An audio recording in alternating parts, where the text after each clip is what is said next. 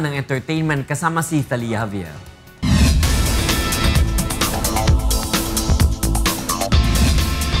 Salamat, Atty. Reg. Dinadayo ngayon ng mga bakasyonista ang bagong tuklas na falls at magandang paliguan na sandbar sa bayan ng Pinamungahan, Cebu. Ito ang balita ni Brian Evangelista.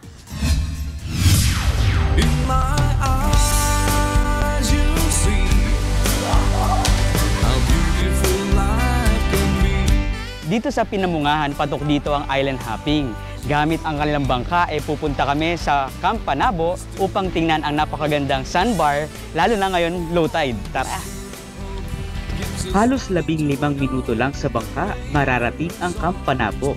Sa linaw ng tubig at puting buhangin ito, hindi nakapagtatakang paboritong dayuhin. Ito po talaga yung pinaka-highlight namin. Dito na kilala Pinamungahan sa Camp Panabo Sandbar. Kaya naman natutulungan rin ang mga magkakatabing resort dito upang kumita mula sa mga bakasyonista at turistang dumadayo rito. Halos lahat ng nakatira dito sa tabing dagat may sariling pump boat. So, yun, kumikita rin ang mga taga rito. Protected Fish Sanctuary ang paligid ng Camp Panabo Sandbar, kaya hindi nakakasawang paliguan ng pamilya at barkada.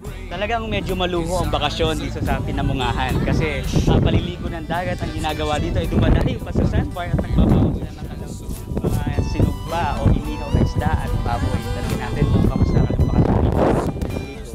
Mas lahi, dire kay nindot ba na murag sa islabi daw niya makita mo nindot kay view. At kung hanap nyo naman ay tubig tabang, may bagong discovery silang falls bilang karagdagang tourist attraction ng Pinamungahan. Na-discover namin yung tinatawag namin na Busagak Falls. Bago, that is already part of your itinerary. Bago yan na falls. Grabe mga bata dito, napakatatapang nila. Ah!